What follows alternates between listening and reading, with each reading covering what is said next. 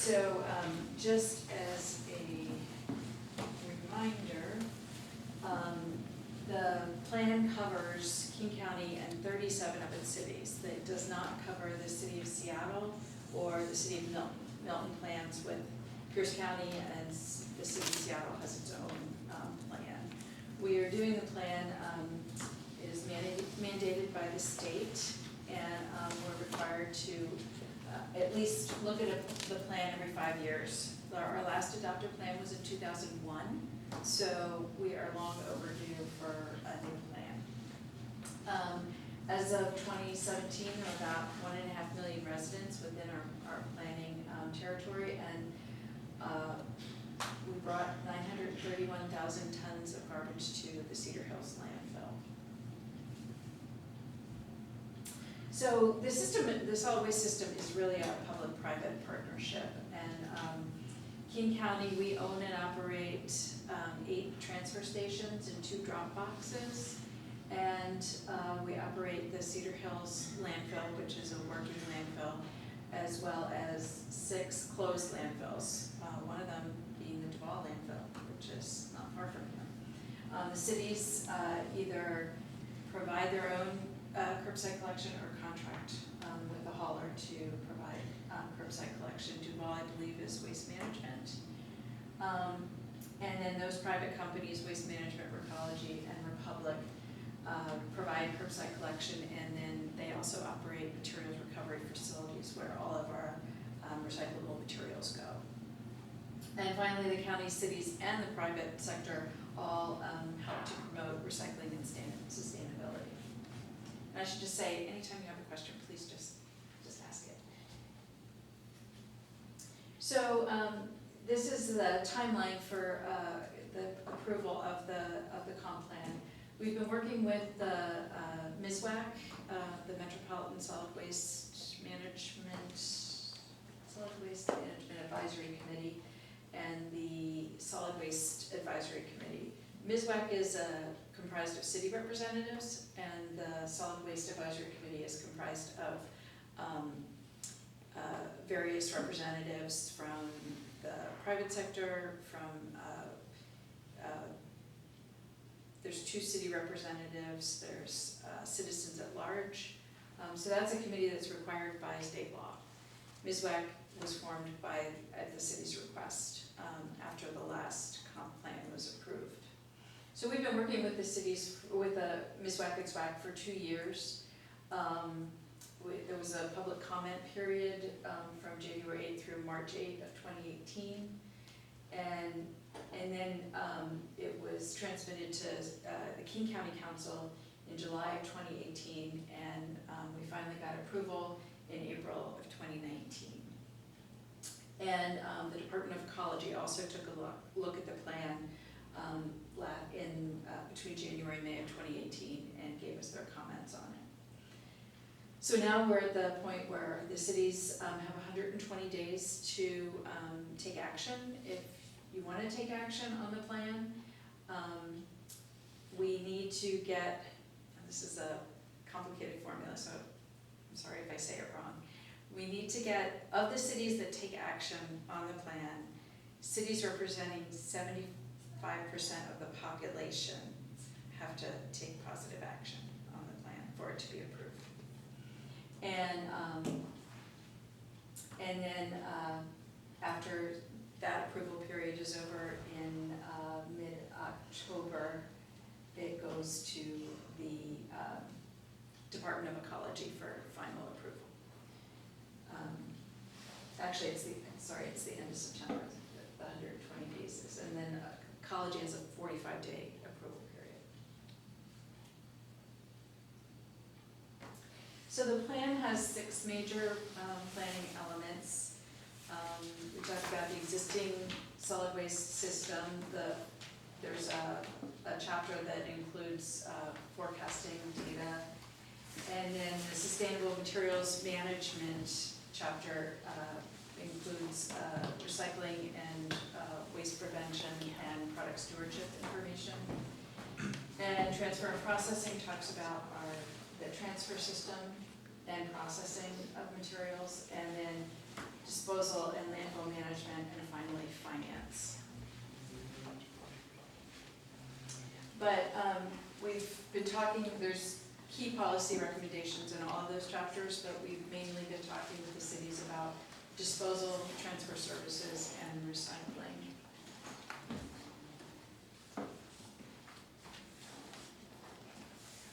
So in the sustainable materials chapter, there is a menu of actions that for both the county and the cities to take. Those actions aren't mandatory, but we're asking cities to do what they can do to help reach the overall goal of 70% recycling and ultimately zero waste of resources by 2030.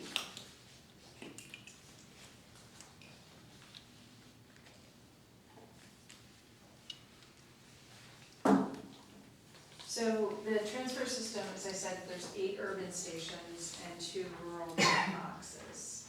And we have been, over the past almost 20 years now, we've been modernizing the stations and rebuilding most of them. So in this, the plan recommends completing that process. There was a transfer and waste management plan that was approved by the cities and the county council in 2007. And in that plan, it recommended different stations be replaced and updated.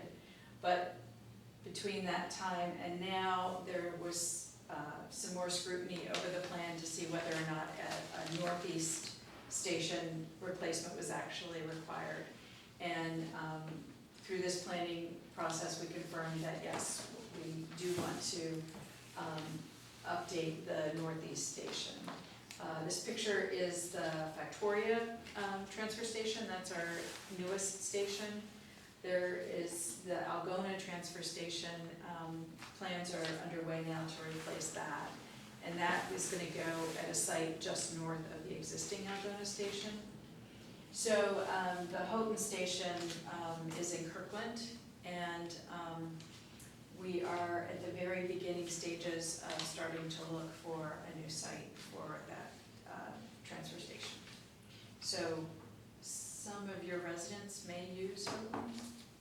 That would be the closest station. But I don't know, traffic-wise, Shoreline might even be quicker, but I guess it depends on the time of day. Do you mind going back to the last slide that shows those? So Yeah. I do believe the Houghton station is closest to us. Mm-hmm.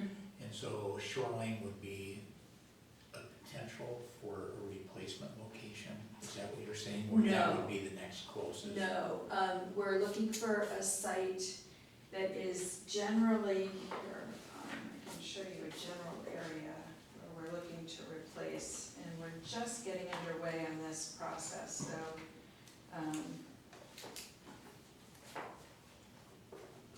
So when our hauler collects our garbage, is that where they go to drop it off? Most They have to likely. drive all the way to Kirkland? Most likely. Okay. So this green area, if you want to just pass that around, that's an area where we'll be looking for a new station. And I should say, a transfer station is a place to consolidate waste, and then the King County trucks haul it out to Cedar Hills landfill, which is out here. So it's better than all the trucks driving all the way out there. Yeah, each time.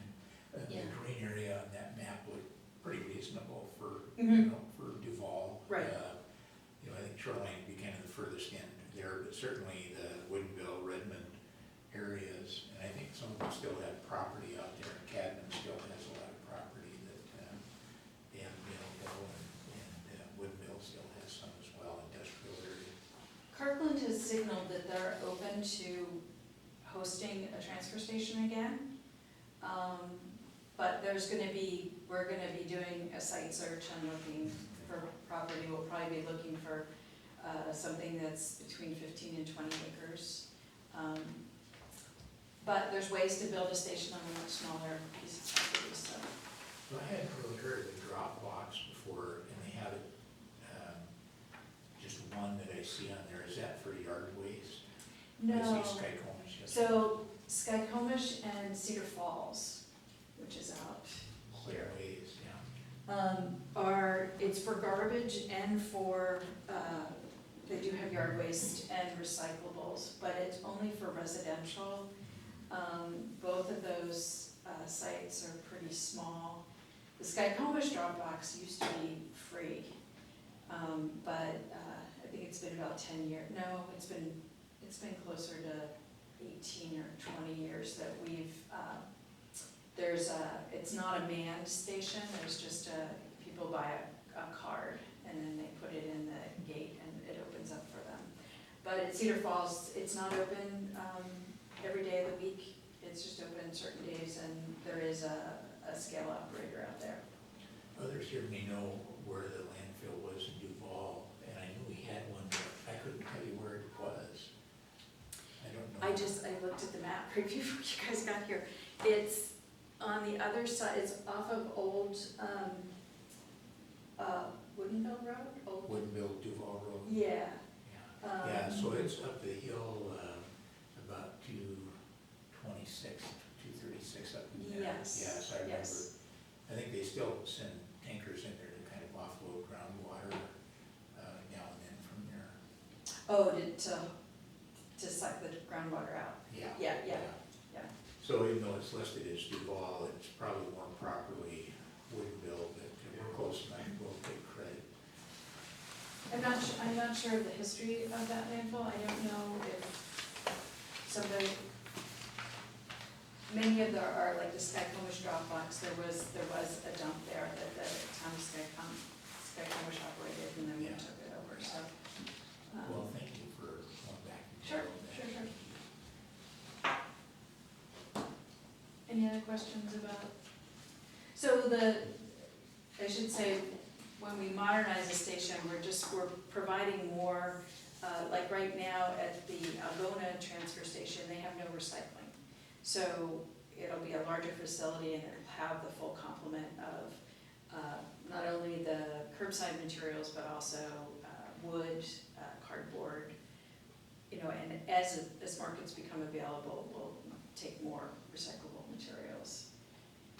And then at the Algona station, they'll also have a hazardous waste collection site like they do at Victoria. And so then the disposal section, the recommendation there is to further develop the Cedar Hills landfill. And I wanted to get to your question that you asked earlier. So right now we want to maximize the capacity at the landfill.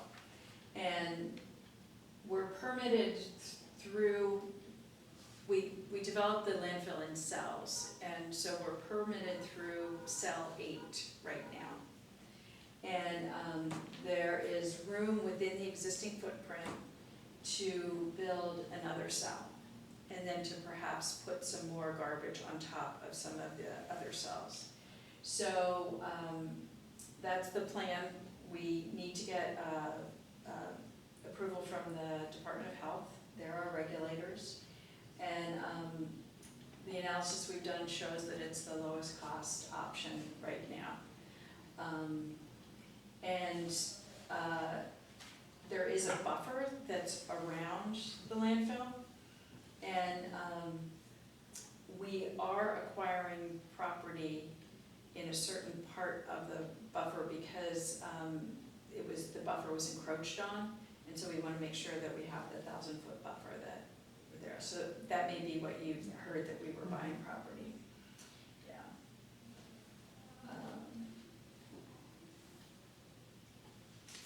And then just so you know, we are regulated, and so we're accountable for the air quality, groundwater, leachate, and stormwater. And we have monitoring wells. We have a whole crew of people that go around and monitor the gas and the water to make sure that it's safe for everyone. There are odor complaints. Next door to Cedar Hills is the Cedar Grove composting facility.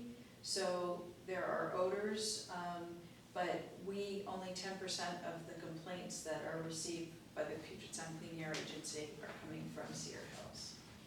And we do cover the active areas with soil every day.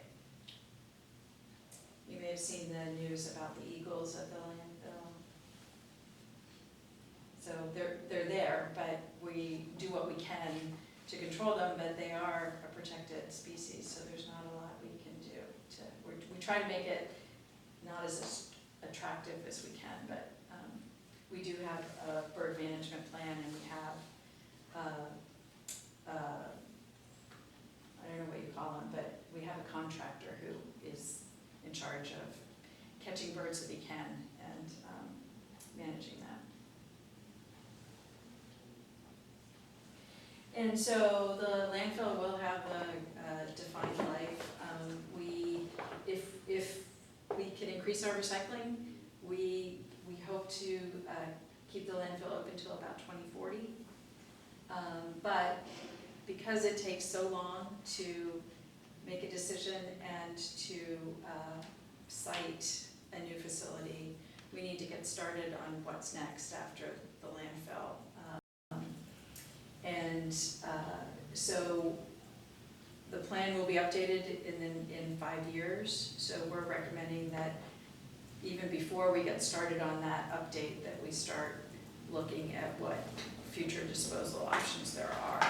And they could include waste to energy or mass burn facility, or also waste export, which is taking our garbage by rail to, there's several landfills in eastern Oregon and eastern Washington, and in Idaho. And then there's also emerging technologies, which,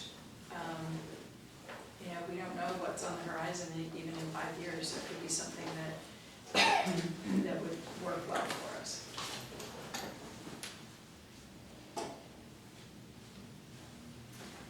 And so now it's up to the cities to approve it. And there's that formula, the third bullet point there. And then the Department of Ecology gives the final approval.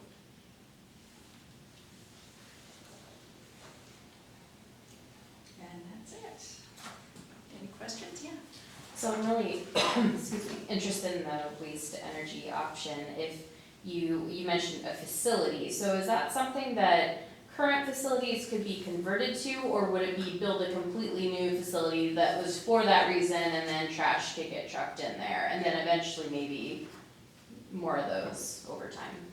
Yes, it would, I don't believe, I suppose there's a possibility that like a cement factory could be converted, but they're big hot kilns. Yeah, And, okay. yeah. And so there's still waste left over after it burns down, and then there's still the residual. And so that has to go to a landfill somewhere. Right. So, and the facility would have to be pretty large. We handle about 3,000 tons a day. And our projections show that by 2040, it would be up to about 5,000 tons a day. So unless we build several smaller Right. ones. It would have to Yeah. be one massive. Yeah. Yeah, okay, thanks. In regards to the goal of 70% recycling, when we heard from Waste Management and the whole recycling challenges Mhm. lately, because I China didn't even store, realize we yeah. shipped it all over to China. Yeah.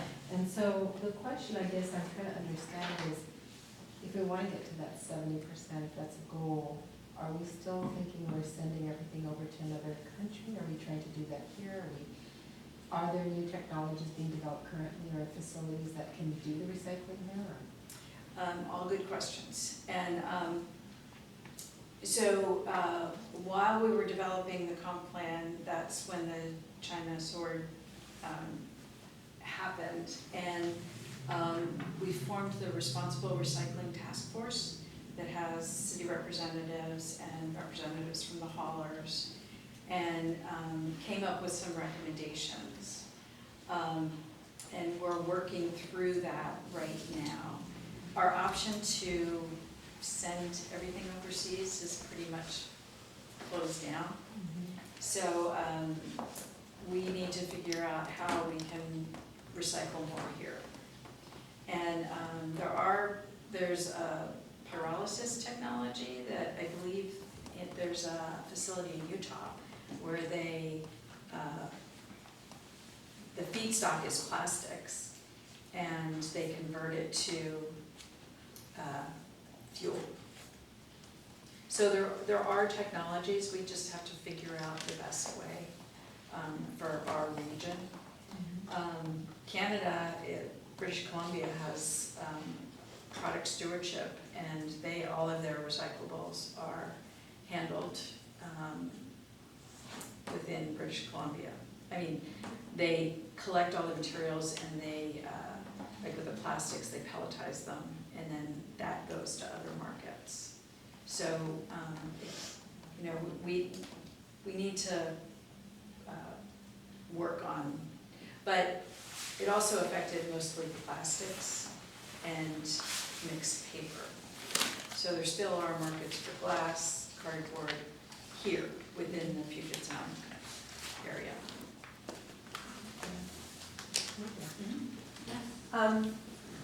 One of the bubbles was finance. Can you tell us a little more about finance?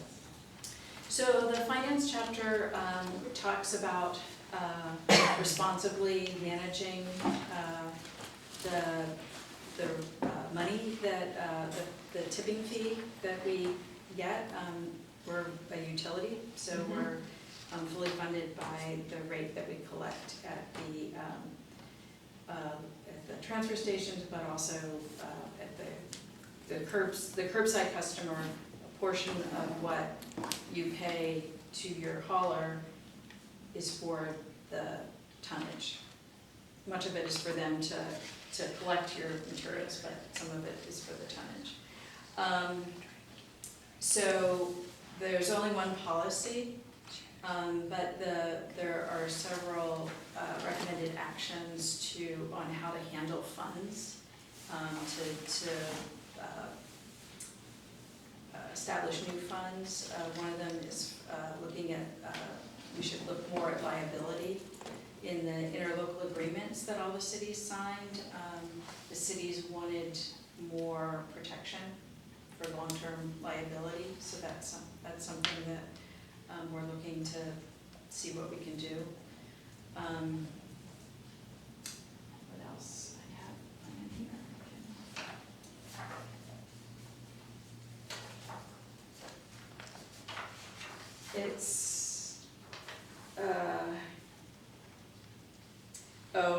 It says that we need to maintain a solid waste financial forecast and cash flow projection of 4 years or more.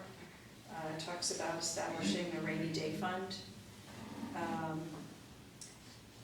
Explore new revenue sources to help finance the solid waste system. One issue for solid waste is the less waste we collect. Like, if we want to recycle more, but if we collect less waste, then we get less money. So one thing that we need to look at is how the rate is structured. That was something that we thought we would be doing in this cycle, and turns out it's way more complicated than we were able to deal with. So that's something that we'll be looking at more. So just to clarify, we have, the potential of new facilities and things like that, and those usually require some type of an upfront financing capitalization. Is there a plan for that? Well, it would depend on the facility.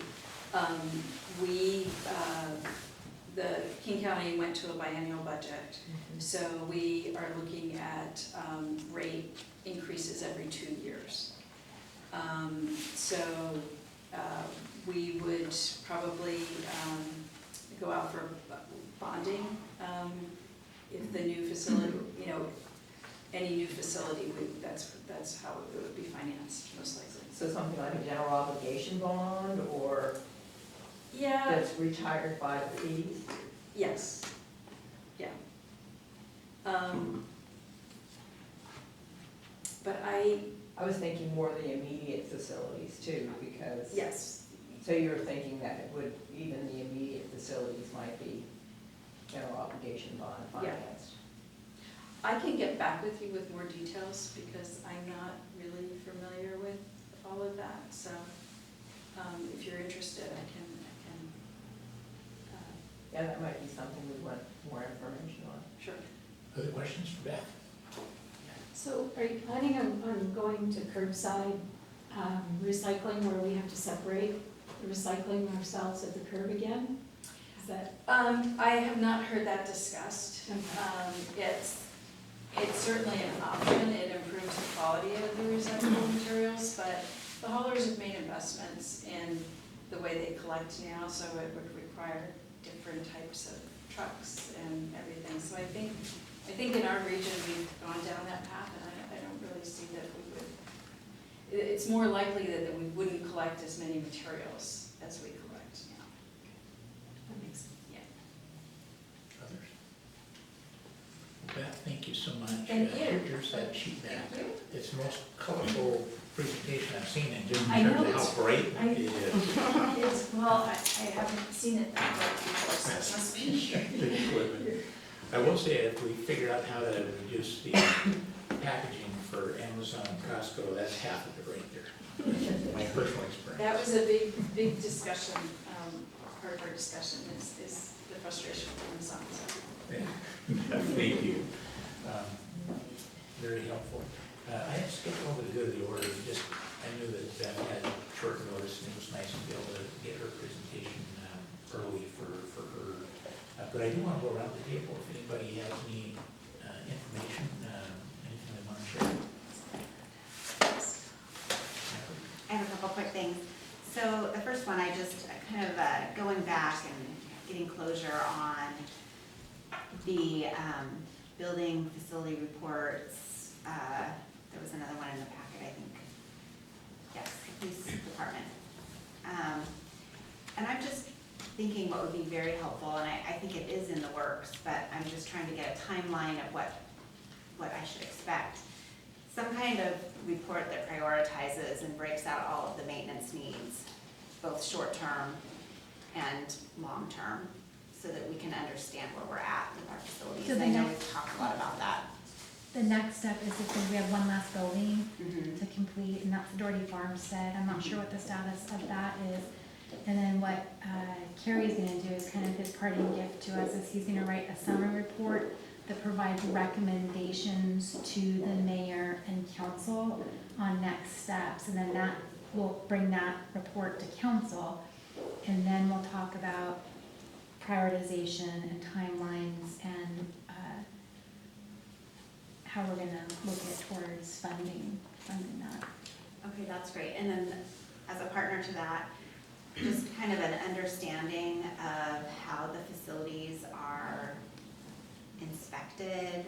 Are they checked on every week? Is there a checklist? Just, it feels like some things that have come up have made me wonder if we do have a checklist. And I think in some cities, maybe quarterly, there would be a report to council of just kind of an update of status of facilities, something like that, just to get, I think some of these things, once you get it into action, they don't necessarily take any more time. It's just, once you get it into a routine, it might even simplify things. But, so I'm hoping for something like that. I don't know if that's something that's on the work plan, of having maybe a point person who keeps track, just so that we don't have to do some big thing every so many years. Like there'd be an ongoing. We do have sheets. The one problem we struggle with is the inconsistency in staff members that attest to those facilities. So consistency is tough. Right now, we're scattered all over the board. So I do have some thoughts on kind of realigning some folks and trying to, I guess, departmentalize the 6 staff we have and try to make some headway on being proactive and not always reactive, because we're not getting ahead by any means in what we are doing in our business, right? We have to manage it all. So, there aren't technically FTEs allocated to facilities either, right? We all share part of their use, but it's hard to keep them in the forefront of our mind and everything else comes calling. So But there could be We have some efficiency strategies. gained if it wasn't just some different person every time. Correct. Because if it was the Right. same person, they could get quicker, they'd be familiar, they could just be like, oh yeah. Mhm. And so there could be some efficiencies gained as well, We are- possibly. We So, are working on some of that strategy right now. We're kind of tearing apart what we do and putting back together a little Kaizen approach, so. okay, that's Yeah. awesome. So I just wanted to follow through, kind of, there's been a lot of talk about different things, and those are my 2 takeaways. And then the other thing, and I had already brought it up with you, as I was driving down Stevens, I noticed that you can't really see the stop sign very well where Second is. So Second crosses Stevens right before the school district building. And there's a stop sign there, which is slightly unexpected to be, why do we have a stop sign there? But it does slow traffic going down the hill. There is the school district building. This came up, I don't know if everyone here was on council, I think so, probably, except for Dorothy. But the police did, what is the word again? Emphasis. The emphasis. They did a traffic emphasis on that location, and we did receive a report in council. There had been complaints in the community, and it was a trouble spot. And so they went back to the transportation plan and what had been recommended, and it had been identified, I think, as a possible concern. And their recommendation was, well, let's just take the stop sign out. And I think that the community thought, that's crazy, why would we take the stop sign out? The problem is cars are going too fast and they're blowing through the stop sign. So I just wanted to have a conversation about what we could do. And so what I noticed is you can't see the stop sign when you're driving down the hill until you go basically right on it. And then a lot of our stops like that have a crosswalk painted. And so that makes it more visible as a driver. You don't just see a worn down stripe at the stop sign, you actually see a crosswalk. And that is very visible as a driver, you're paying a little more attention. So anyway, I just wanted to bring that up. Steve said to bring it up if I had a concern about it. And I guess this is just one of those other things that I could see the TBD, in addition to just regular overlay and maintenance, that we would be able to do some of these small scale enhancements of making sure our pedestrian crosswalks are maintained properly, that we have enough funding to keep those. I mean, I don't know if anyone else has noticed, but there's other crosswalk striping that is very worn down in the city. And I consider that a maintenance issue that's pretty critical. So I wanted to bring that up. Wanted to see if you had anything to say about it after you saw the police emphasis. I don't know if you ever tracked down that report. You couldn't No. find it? Okay. I'll try to get that for you then, because I have it emailed, I think. But do you have any comments about that intersection? Yeah, we did talk about that. The strategy was, is it warranted? And there was a report, yes or no. So how far back do we kind of peel this onion and start over, or make enhancements today, right? There isn't really budget allocation for it. And you mentioned striping citywide, crosswalks included. We have a budget allocated for $7,000 annually to maintain our street striping. So every sprayed linear foot of white or yellow line costs us, money to get sprayed. So crosswalks normally aren't sprayed, they are thermoplastic, which is a liquid laydown, kind of poly. It's fairly expensive. So we can go with a spray strategy to try to minimize costs and deploy that. Budget a little more to get more bang for our buck with the right material for crosswalks, and then enhancements in general, signage. There are new styles of signs, which I would expect we want to at least change out there.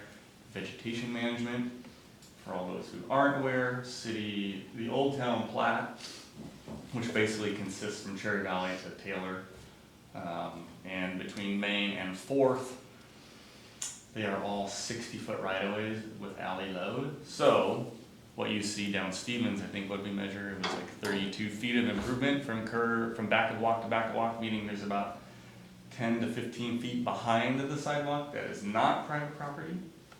It is technically public right-of-way. So like that instance, we need to peel back the laurel that's adjacent, and you would peel back the corner at 50 feet on angle to really clean it up, and then you could do some other improvements up the way to make it more visible. So there's plenty to do. It's just how do we prioritize, what do we prioritize, and I advise we can put any number of approaches down to remedy that visually, but are we going to be putting something down we tear out? Are we gonna resurrect this policy and pull the stop sign and make those changes? Are we gonna leave it as is, and do we wanna make pedestrian enhancements? Like, we can do anything, like, what we can do is, I just don't wanna do something twice. So that's why we chatted Yeah. about it, and she thought she'd bring it up at the meeting. So I don't know if this is something that has to go on a work plan to look deeper at, because I don't wanna ask him to do something, you know, I mean, that's just me asking a question. So I just wanted to bring it up and see, I know summertime's coming, there's a lot of kids that roam free in the summer in that area, and, I think it's a real key topic. A week or so ago, Councilman Yapman had brought it up about putting it as actual agenda item on the cow, and I just didn't have time to do it this week. But I think it's something important for us to put in the parking lot to keep our eye on. I don't think it's just that corner. You can drive around, especially in Old Town, where the old, pretty narrow sidewalks are completely covered by vegetation. I think there's a whole array of things we can look at, not just looking at Public Works, say go fix the world, but I think homeowners could do a ton. And it may be something in the mayor's message, we can just simply remind folks that you're supposed to have it cleared back so many feet, whether it's fire hydrants, sidewalks, crosswalks, signs. I think all those things would be helpful, because vegetation just continues to grow. If you don't really work it out, it's tough. And I do know we have some retired folks in town that can no longer really take care of some of their property, and there may be a way to find a volunteer group that could help with some of that. So I'd like to put it on the parking lot, if that's okay with you, so we can keep our eye on, because I agree with you, unless it's on a work plan, sometimes we talk about it and it just goes off into the hinterland. So hopefully we can keep it on our schedule here to look at more often, and then work with Steve on coming up with some answers. that'd be great, because it was actually the couple that came to the TBD meeting, that was their very first complaint, Yeah. is the safety for pedestrians, and that there's vegetation encroaching and you couldn't see, and so it's a concern. Well, thanks for Can I bringing that. add one Diane? thing? Yeah, I think, oh, I just had a question. So where the stop sign is, because I always wondered about this, they have a huge hedge growing, is that the Laurel? So are you saying that the city property extends beyond that sidewalk to that Laurel? mhm. Encompassing all Laurel to So the tune of 12 technically, feet. it could be removed, Mhm. it could be taken down. It's a beautiful hedge, but it just in the wrong spot. Because Director that, Thomas? it's pretty big, That's right. yeah. I just wanted to make sure that when we're talking about parking lot, I would like to understand when we put something on a parking lot, how soon should we bring it back? Because I don't want to like just have it on some parking lot and it just sit there forever. So is it like 6 weeks, Actually- 8 weeks? Thanks for asking. I actually created a book a few months ago to put parking lot things in, so that we didn't just expect the city was gonna remember. So it really is probably on me as Mayor Pro Tem currently, and this is a book we can pass on, but sometimes we bring things up in retreats or at the cow or even in council where things come up.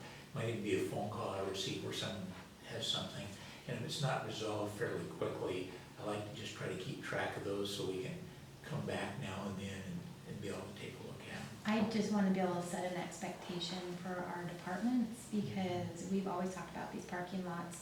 And if we just put on a parking lot and never bring it back, then it feels disingenuous, I think, to probably the council and the community. Yeah, I would change the name, because parking is usually what happens, it parks. Yeah, and parks. It doesn't get towed, so. I'd like to see maybe if we brought this back in a month and maybe have a small, like maybe you could prepare just some ideas or options. I don't know if that's too much to ask, I'm not really sure. I don't know how much time that would take, I know you're really busy. Just so. depends on what we, I think to back this up a bit, right, we don't wanna single out a specific intersection, but have an understanding in general of our arterials and our major crosswalks, as well as those right-of-way widths, and what they mean to the citizen, Mhm, right? They'll believe wholeheartedly that that's their front yard, and they care for it as such. mhm. It's not that, but it's gonna, reverse it while you're picking up my yard, Right. it's been that way forever, and, you can't, as we know, can't do eminent domain over public right-of-way, but it will spark a greater conversation that may have a completely different direction, and our approach is trying to improve the safety of those intersections, but it just can come off differently, so something to consider. Steve, I do want to recognize that we have finite resources, and we have Right. a big work plan and responsibility, so that's part, we We're trying. understand the dynamics there and what we can get done. But we also understand, it's like facilities, I think that was another good point. We can do the major facility overview, but, you know, who's watching them weekly, monthly? Some items you might only take care of once every year or two. But it kind of falls in that same category. You know, we don't have a parks department that just looks over facilities. We kind of hand it to Public Works and say, make everything work. And I realize that you're still in that evaluation mode, but you can pick up on the key things that council looks at that are really important for us to come up with a plan. And that may be something that has to show up in our budget process to decide, you know, are we gonna have additional resources? Or is it just a matter of working within the group and you know, the number of workers we have and coming up with a plan for it, so.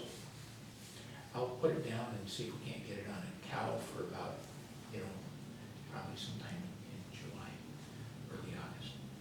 Anything else for the good of the order? Yes, Courtney? Is this the kind of thing that if we move to committees, we can do work in committees that, that may allow,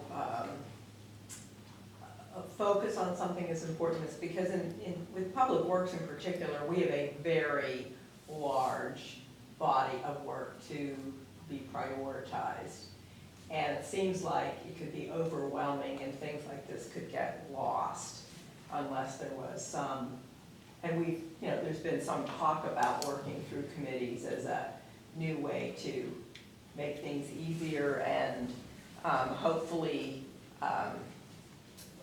do more in the communication process so that there aren't as, you know, many individual conversations maybe.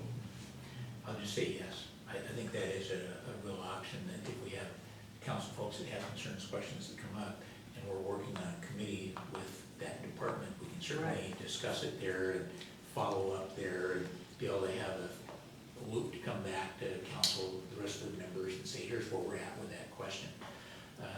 I don't know how much that speeds up the work, because some of the questions, you know, not just identifying an issue and handing it off, but I do think it provides better communication, opportunity to work more closely with departments, and opportunity for us to be part of those discussions and understand the dynamics more than what we can do with a cow.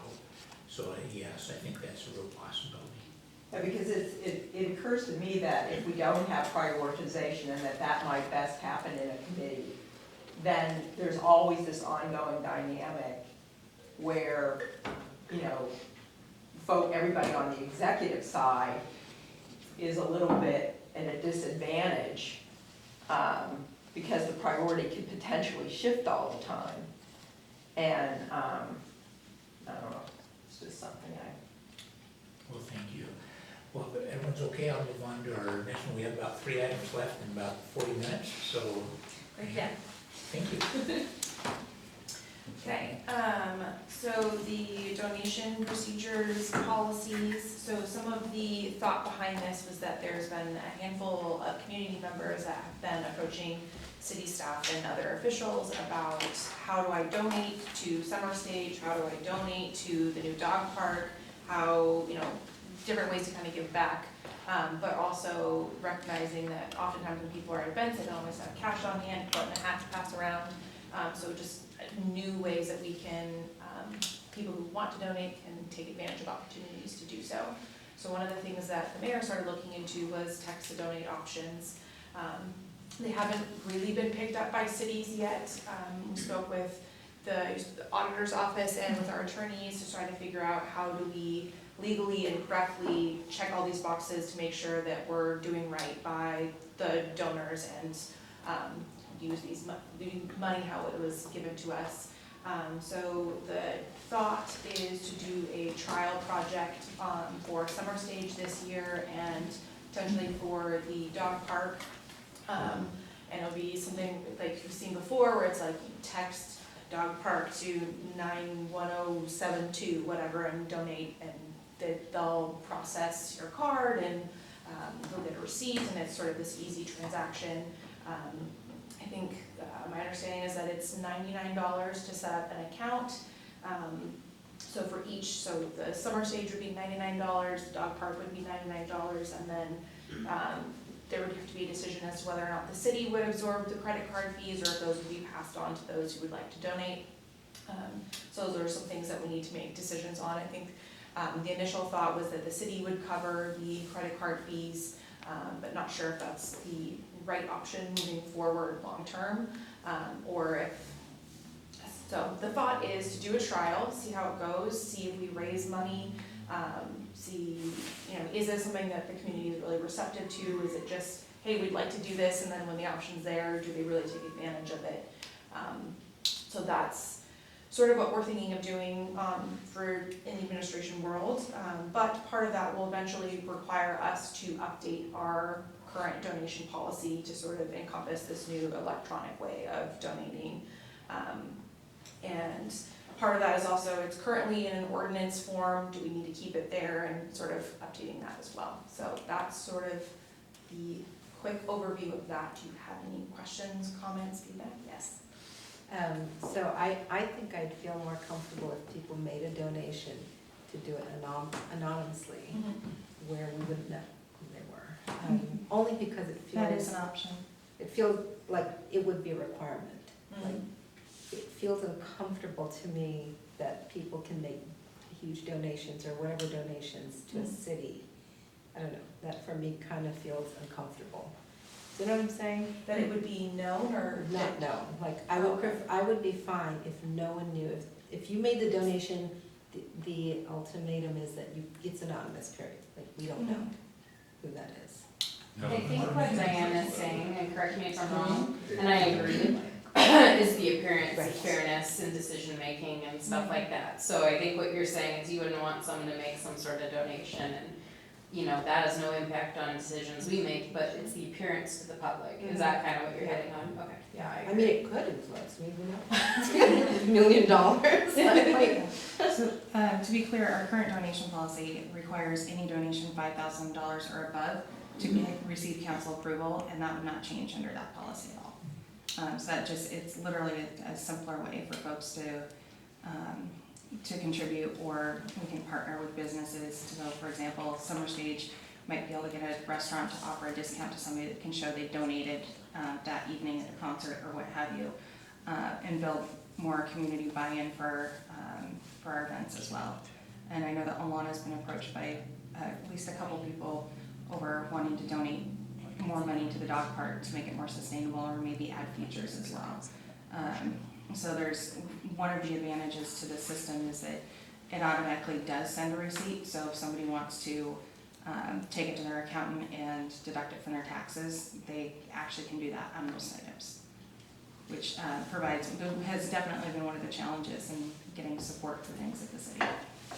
I guess my concern is, let's take the dog park, for example, and someone came in and made a big donation, and knew who they were, and then they show up at a meeting and have a request. I would kind of feel under pressure all of a sudden, having known they support it. It would affect my decision-making, I feel.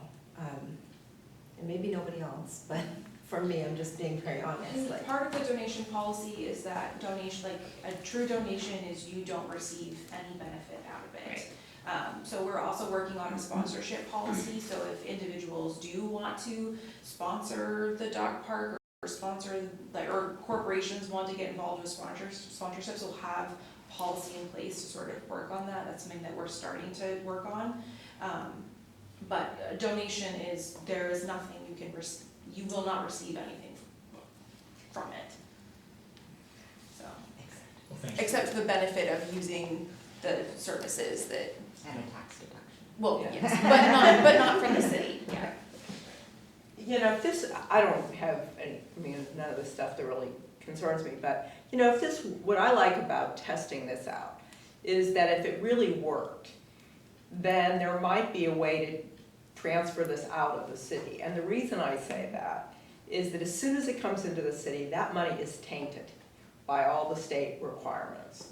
And when it's outside of the city, there's a lot more flexibility about that, how that money can be used. So I don't know to what degree there's nonprofit capacity to potentially over time take this on. But there's definitely advantages financially to having somebody else or something else ultimately be the partner in this. Like, there's nothing stopping anyone from forming like a Friends of the Duval Dog Park Correct. group, and then you're right, Correct. there's way more freedom with what they choose to then do, and of course, if We it's a still have city the property- control. Yes, yeah, no, Right, I get what you're right. saying, yeah. Especially if you're talking about, like, over time, maybe you have to build something as an example, or, well, that's just the easiest example. Because it's just more expensive for government to do things. I mean, we just have more limitations. So, plus it builds capacity in the neighborhoods, I mean, in the communities, to start taking on some of these things as our resources have to get more focused on priorities that we're gonna set. Yes.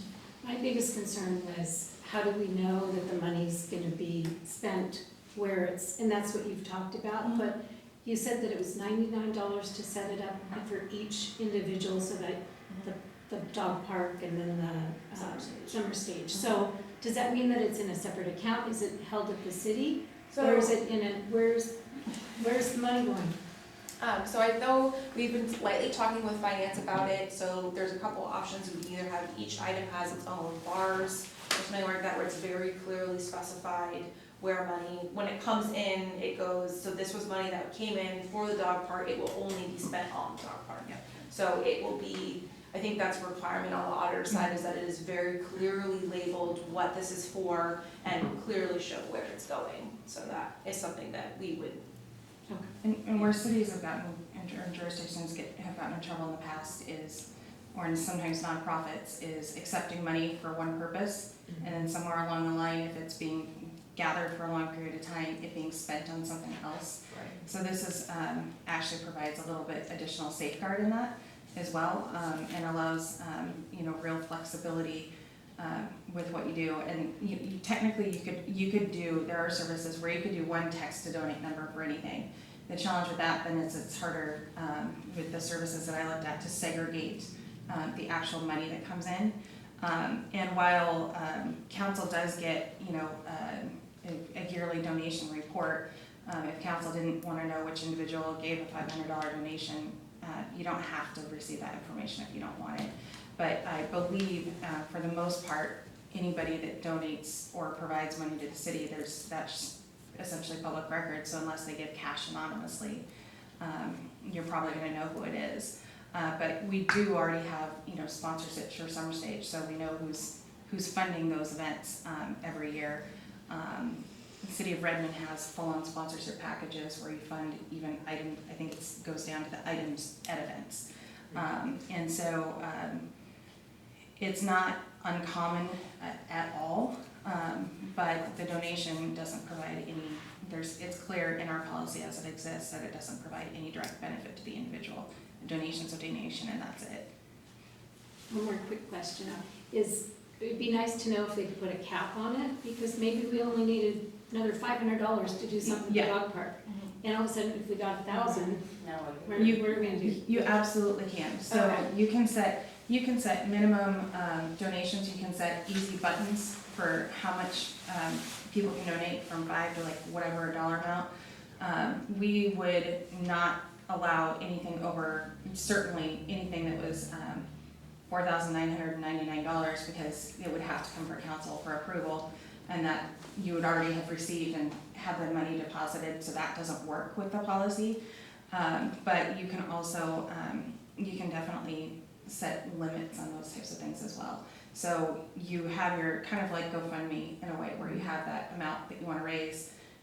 It's constantly being monitored, so if you get to that point, you can shut it GoFundMe off. lets you go over it though, so it'd be nice if it stopped. Right, and I mean, there's, like, if you're looking for $500, if somebody's wanting, us to do a campaign for a $500, piece of equipment for the dog park, you can stop it at $500. Something like Summer Stage, you might have a goal, but if you go over that goal, that helps sustain the event in the long run.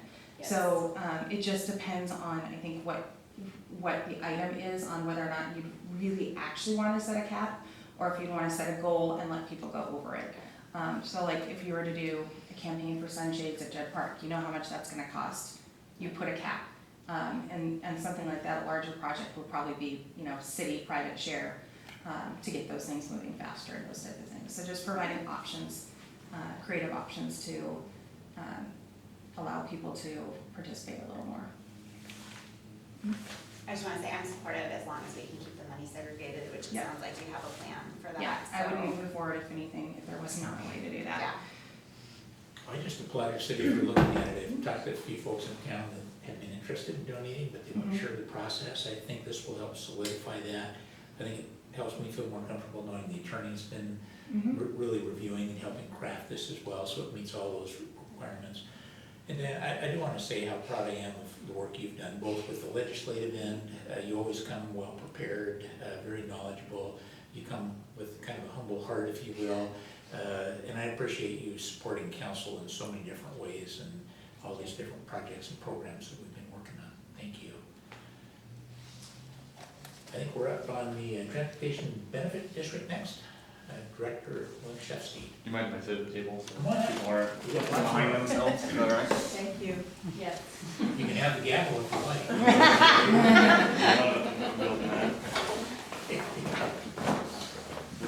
So, after the last discussion on the TBD, the thought was maybe we see how and if we can fit in what we coined pedestrian safety enhancements. So what is actually in the packet is 3 separate documents. One is the original that has this kind of mashup of how we would go about other things, public safety enhancement wise. And then the second is a clean version of the document as presented without any enhancements, basically O&M straight up. And then the third one, which would be the clean second version, would include the opportunity for pedestrian safety enhancements if we wanted to go that route with the TBD discussion. So, the document was provided therein, has very few edits that would need to be inserted. It's really up to you folks on what your thoughts are and how you want to move forward. And I think as far as the clerk and staff's recommendation, if we can come out of this with one document that you're not making a motion on in here, but if you say, yep, I think we all really like version 74 that we present at the hearing tonight, then we can move forward with that one document. So. I just looked at it again one more time, even more closely, and I noticed that there were 2 things that could be funded. One was very specifically maintenance, overlays, that kind of thing, but then there was a second bullet that said just any TIP project, which on the TIP, there's 3 items that are very specific to non-vehicular, let's see, do you have the TIP? I'm just making sure the bullet's clear. Do you see what the second bullet is? Let me get it out. You're talking under section 2, right? Description of improvement projects. Yes, do you see bullet point 2? Oh, So it could be that pedestrian thing isn't as necessary. The reason I like it in there is only just to make sure we're communicating to the public that we were also including those things. But I just started thinking that legally, we are not restricted to pavement management. Right. It looks like. But what's strange is in the description of it really only mentions the overlay and maintenance. Yet when you get down into the bullets, it looks like it's very open-ended to be anything on the TIP, which is basically all our transportation projects. So I'm just trying to understand, are we restricted based on the main description, or is that sort of misleading and we really can do anything we want? So I'm gonna, to pull that second bullet back, I believe that transportation improvement program is specific to this TBD's TIP, not the city's 6-year, because the other one is labeled as a 6-year transportation improvement program.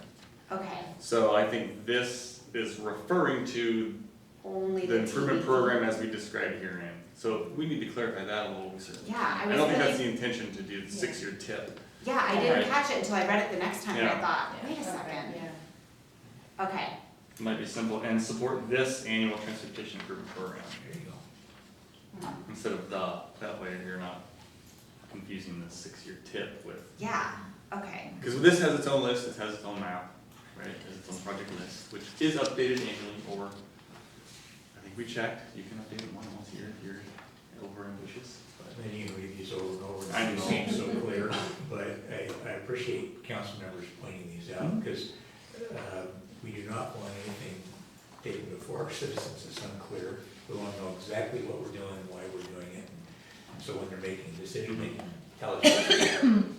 it really looks open-ended, because then it even talks about the ADA plan, and Yeah. it really does look like the main There's a lot. TIP. It really does look like it's opening it up to the city's TIP. Okay. Yeah.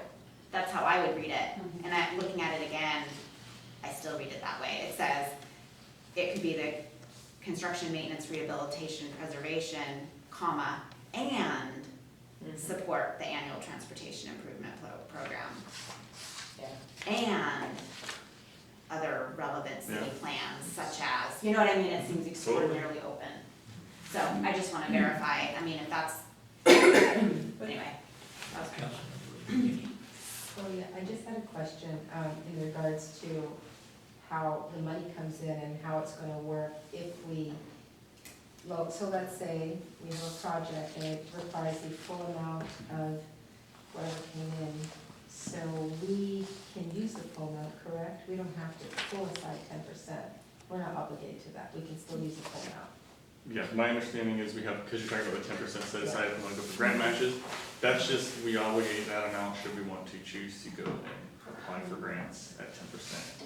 It does become a cash flow issue too, like we were getting at. I think there's actually a disadvantage in being specific at the 10%. Because I think that could get interpreted in a way where that's the maximum. And I think we should always look for language that,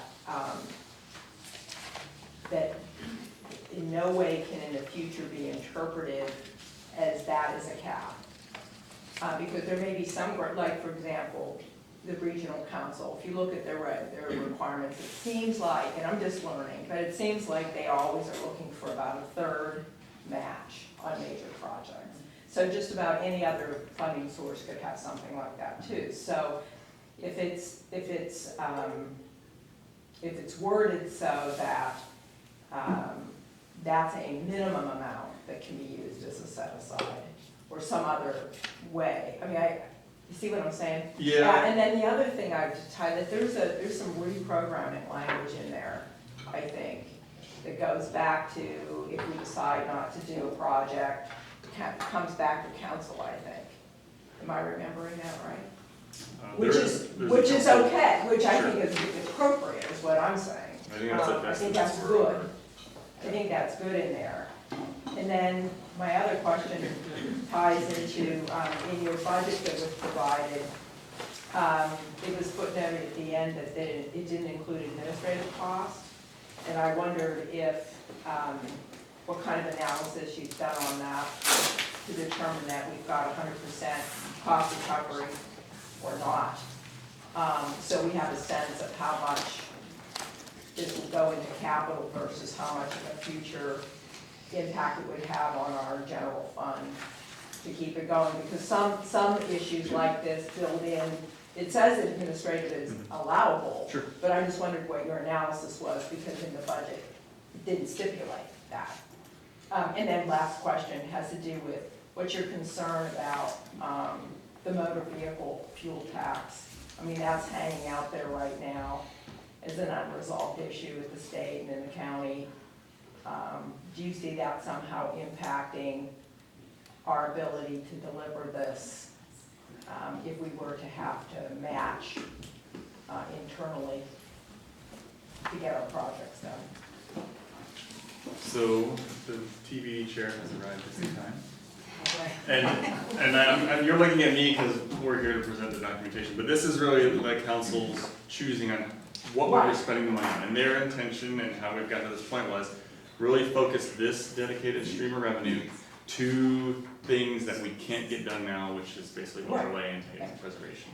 So really the budget, the 10% was, at the time that we crafted this as a group, right, it was like, that's about the most we want to see go towards something that we're not getting something on the street out of, right? Because The intent is to build stuff and do the overlays and get them done.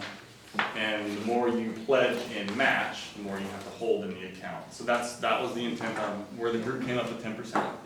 But it could be written so that you can still do 10%, but you have more flexibility for a specific project. See what I'm saying? And the way it's written, Sure, it can be written a million different ways. a million different ways. So you want to give yourself as much flexibility as you can. You don't want that 10% to look like A cap. a cap. So, I don't think I'm it- gonna suggest, I know that's not what the intent is, I'm talking about how it's worded and how that might come back later on to create a limitation for you. Because as I understand it, the city's been really good at raising grant money or other investment money. Or like on Main Street, where you had the $1 million leverage with the state loan.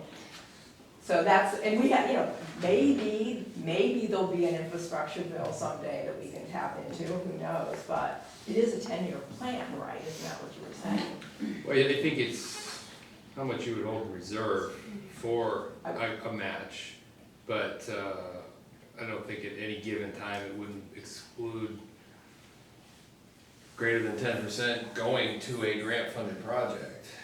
So you could say at least 10%. Because I was at least part of the conversations before Steve was here, I think council did want to place that cap on there because they wanted to see projects happen on the ground. So if you don't, like, if you don't put a cap on, not that you can or cannot, but if you don't put a cap on it, then, and you're selling something literally to the community and you're holding back, say, 40%, and you don't accomplish anything until year 8, because you held that money back for a project, and I think that's what the conversation was. I remember that it was that trying to find the balance between, and when I'm talking the ad hoc committee size talk, trying to find the balance between flexibility but also having it be specific and more immediate, kind of what you're saying, so that people didn't just think we were just collecting a bunch of money, for this big project way down the road. It's that immediate result, and we're fixing these little things now that we can. That was what I remember, but. So Steve, groups that are expecting us to match funds that they're looking at providing the city of Duval, they're not so much caring whether it's, the whole thing came out of our TBD or whether it came from TBD plus other transportation monies we had. So as long as we can put that package that we put together, so we still have other options besides, because the 10% would really limit us on a lot of things. Right. But we have other options to be able to match grants and move things forward. So as far as this funding is encapsulated in its own fund, is only used within this fund. If the city chose to take some other fund that we had to pledge as a match for some work in here, that's okay. Other general fund dollars are allowed to be shifted, right? This can't go out, others can come in. Does that make sense? So, I've just seen language that narrow backfire on jurisdiction. Yeah, I think, That's right, sorry, I was okay. kind of jumping into this, trying to, throw some chair perspective, I guess, but yeah, I think Amy and Ms. Thomas, like Councilmember McHenry and Ms. Thomas's recollection, I think, is very true, that because the funds are so limited, our focus was to get projects and get something tangible and immediate, and because the amount of funds are so limited, So, I know I was the person in the committee who said I really, really wanted to stick to limiting it because we already know that we have not funded it for quite a few years now. And I'm just gonna guess, maybe Steve can give us more perspective, but I just got a feeling that once we kick in and the money comes in, we start doing the improvements and stuff, even that may not be enough for even the 10% we're talking about. It's a moot point because we only will have enough money to do the M&O that is required, from what I'm thinking. So I'm kind of like the, negative Nancy over here that says this is the money, and this is all we're gonna be able to do with it. So I'm really not really wanting to add other things to that funding source. it's 10 years and I wanna see the M&O taken care of and not have to lose sleep at night, the fact that we don't have any money there, it's not happening. And I think in 10 years, we can start to assess and say, hey, oh yeah, maybe we want all these sidewalks or stuff, but right now, from what I can see, I think we're only gonna be able to do M&O, that's all I can Yeah, say. it does not fund the entire overlay program, we figure Well, it's like $240 a year. Yeah, and I think the other thing too is it's, so if you've got like the financial year 2021 or 2022 grant cycle coming up, your application's gonna be due like this October. And then so you would theoretically say, okay, well, we're gonna have, our 25% match is gonna be from our TBD. And so if you got one of those grants, you would, you were successful, I mean, it would kind of be, it's all theoretical anyway, because you'd be projecting out that money you haven't received yet, and then you far exceed your 10% if you, but it would be fine because you'd be matching it. I just don't foresee it being an issue,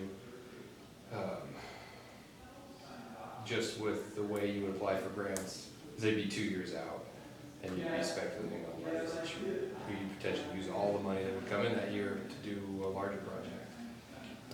So. But it does limit us, I guess, on Yeah, what we I'm can just, pledge. I'm It not, just may I don't weaken care our- if yeah. at 10%, I'm just looking at the wiggle room Yeah, in there the is language. Is it gonna potentially, I mean, operationally, you can decide Right. only 10 years at 10%. I mean, that's all within the control of the annual budgeting process. It's just that, that's what I've seen, is when you have language like that, if it's too narrow on the 10% in particular, cause, yeah, could that somehow, end up being a problem? That's the only reason I raised the question, really. And that and understanding what the administrative, have you costed out what you think the administrative impact is gonna be? Or do you think existing staff will be, there's not gonna be any staff impact that we would have to be considering out of general fund? I would say typically 10 to 50% admin, which is overhead, just as far as staff or a consultant. So that would be the impact on general fund over and above what we raised with this? Because I know I read that Yeah. like, for example, these funds can be used for consultants, and it says it can be used for administrative. So when you did the budget, did you The how do budget you was look just at that? straight up improvements. Straight up improvement, so it really isn't gonna, so we have to plan financially out for that 10 years to make sure we have the FTEs to fully support the activity. And that's something we've always gotta remember in the parking lot, or in the committee, or however it Can I ends just up working out. You still have to be putting money into your streets fund. This is not. Right. Completely separate. No, I understand that. You still need to be, Yeah. programming your streets fund every year, and that's right now where we get some of our match from. So you can put matching dollars in that, which is what we did this year for our overlay on Baton Road. So there's different ways that you can look at it, but I think, that as a community, you're gonna want to put money into your roads program too, because otherwise, will the community think, well, you're just creating this TBD, and then you're Right. taking general fund money and putting it somewhere else. Director Thomas, just a quick question. We don't have a lot of time left. Your Shoreline Master Plan update, can you do that in 5 minutes, or do you need more? If you need more, we can move it to City Council. I think we should move it to city council. It should only take 5 minutes, but I don't want to Okay, suppose. let's do that. We'll move to City Council. So I think everybody's right. I think our newest council member is pointing out that does limit us, like Matt was saying though, but if we know we're gonna do project 1 next year, why would we not be able to pledge all project 1's dollars to the granting agency? I'm not sure what the cleanest way to write that is so the community understands. So Steve, there's 2 transportation-related things we're going to discuss tonight in council. One of those is the Transportation Improvement Program Project West. Right. That's separate. But tied into this is a Transportation Benefit District ballot measure.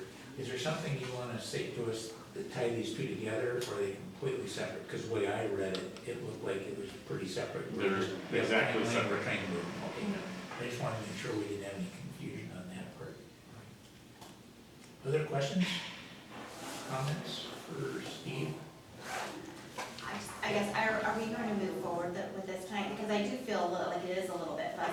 that 2 bullet point thing about what we're trying to say there.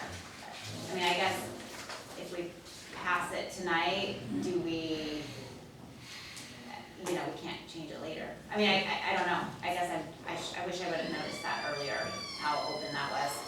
So Steve, you know what our question is and concern. Do you have time to wordsmith this so we can talk about it and vote on it, or? So part of the programming, again, we can limit this to this improvement list and make sure it's clear to scratch the 6.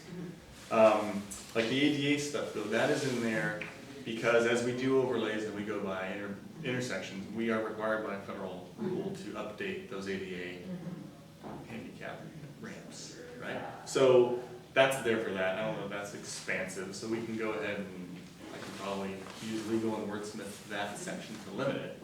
One thing that I just want to mention, that when I've looked at other cities, they all have that second bullet point that really feels quite open-ended. So I Because you think can use it on anything might be should you pretty need to. common. Yeah. I just wanted to point that out, that we were worried about it being restricted and not being able to use it, and this could really limit us. Yeah.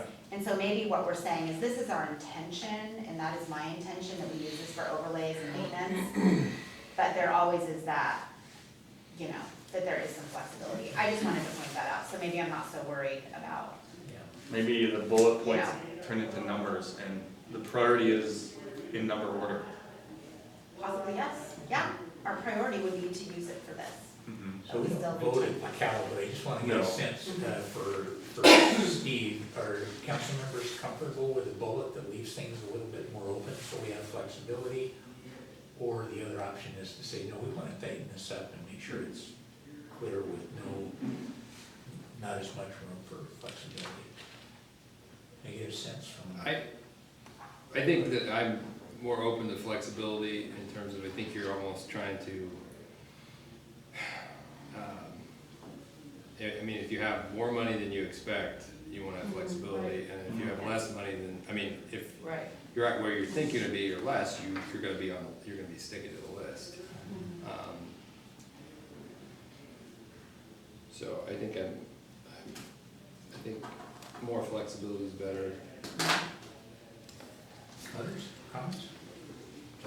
Given the time frame that, we're looking at this for, I think that flexibility is important. I mean, it's 10 years, potentially longer if it goes for another round in the future, so I think that's important. Dorothy? Well, I've kind of said, I think there needs to be flexibility on a couple of areas.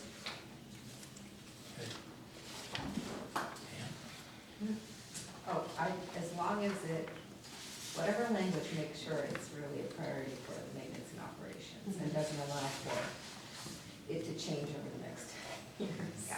Yeah. I agree. I'd like to see it be flexible, so.